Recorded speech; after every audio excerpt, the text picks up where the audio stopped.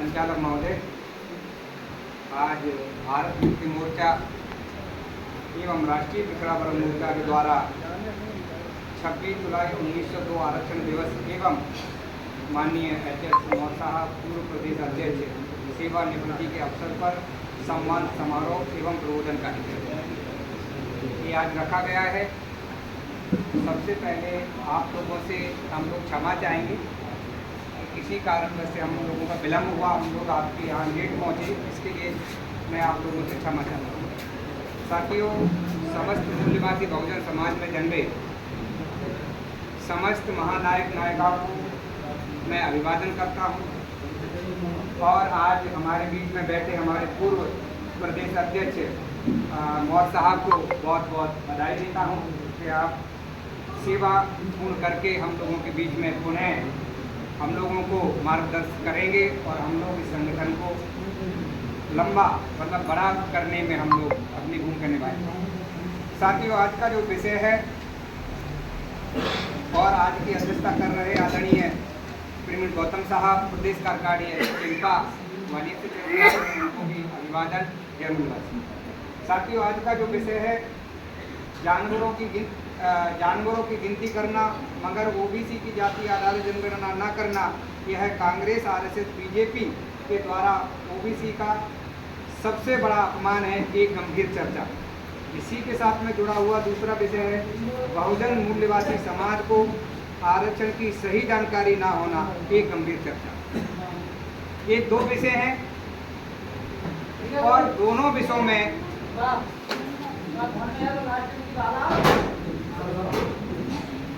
प्रतिनिधित्व की बात है, हिस्सेदारी की बात है।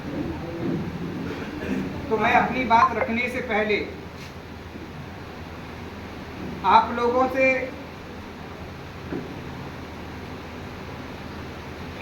जो भी यहाँ चर्चा हुई, मुझे नहीं पता कि आप लोगों के बीच में क्या चर्चा हुई क्या नहीं हुई, लेकिन मैं प्रयास करूंगा कि आपकी जो चर्चा हुई है वो चर्चा मैं यहाँ नहीं दोहरा,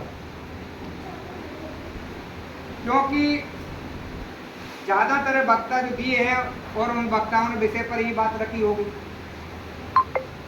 तो वो दोहराने की जरूरत नहीं है। लेकिन आपको समझने के लिए ये जो विषय है इसको समझने के लिए थोड़ा सा इतिहास की तरफ आपको ले जाने के लिए प्रयास करूंगा। आरक्षण की अगर हम लोग बात करें तो आईडी ऑफ रिजर्वेशन राष्ट्रपिता ज्योतिराव फुले ने बनाई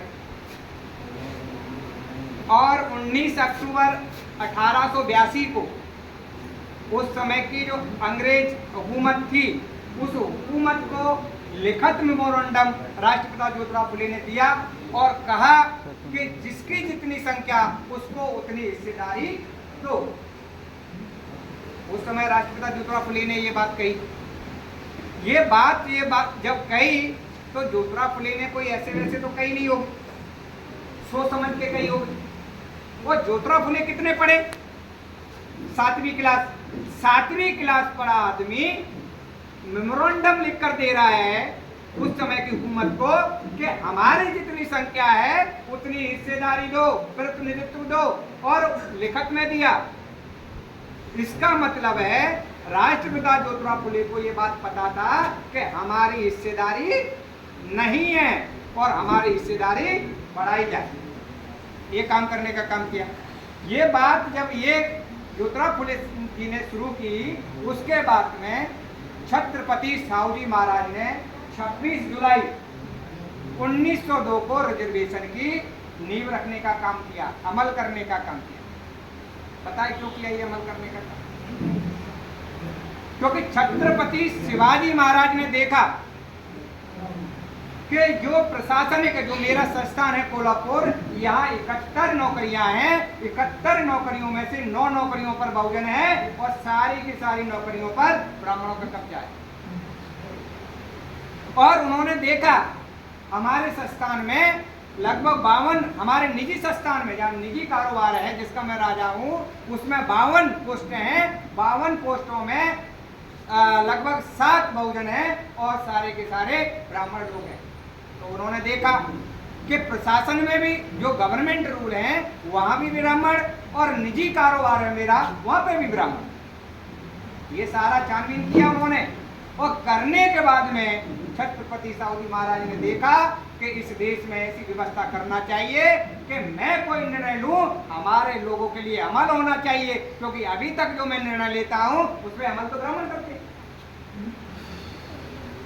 क्योंकि काशीराम साहब कहते थे जिसके डीएम होते हैं उसका सीएम सक्सेस होता है, और जिसके डीएम नहीं होते हैं वो सीएम सक्सेस नहीं होता है। तो प्रशासन में हमारे लोग नहीं है, मेरा राजा बनने का कोई फायदा है?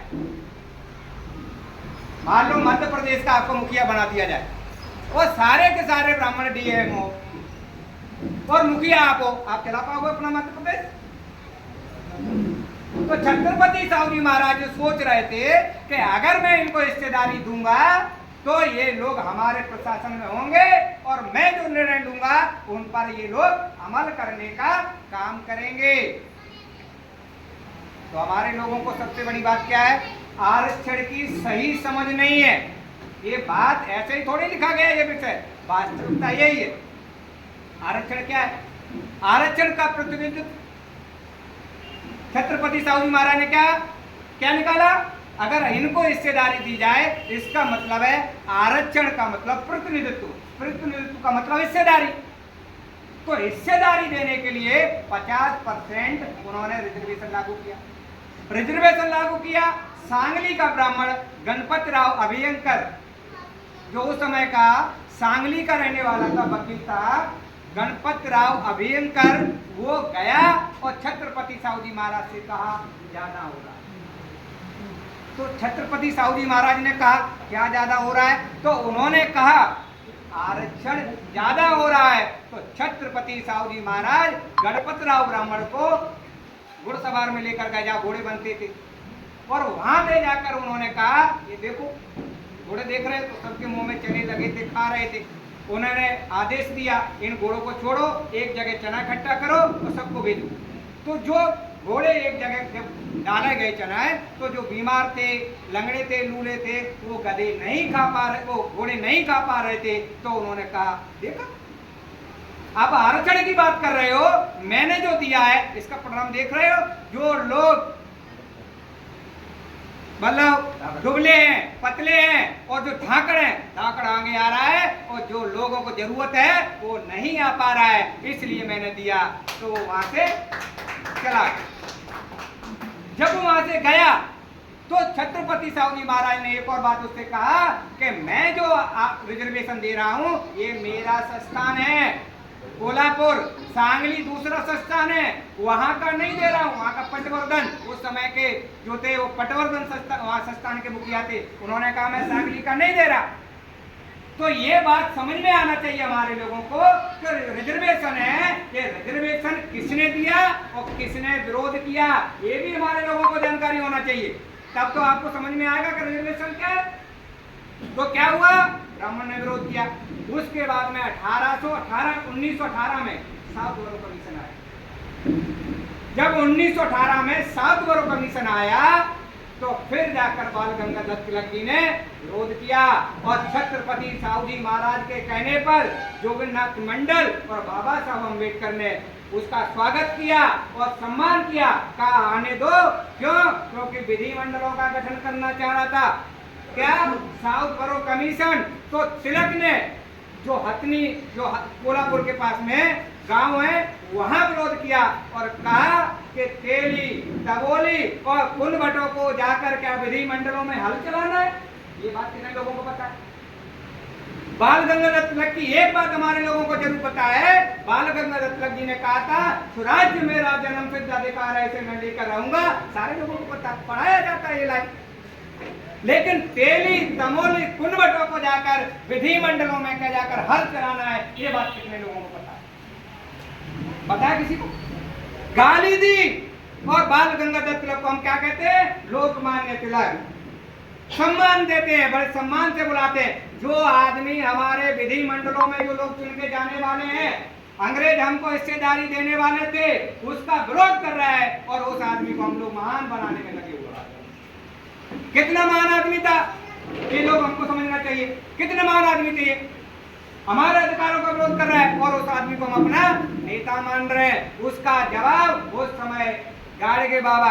अनपढ़ आदमी ने जवाब दिया, ए बाल गंगाधर तिलक जी, हम ब्राह्मण कैसे बनेंगे ये बताओ। अनपढ़ आदमी ने जवाब दिया, तो पढ़े लिखे से क्या अपेक्षा की जाएगी?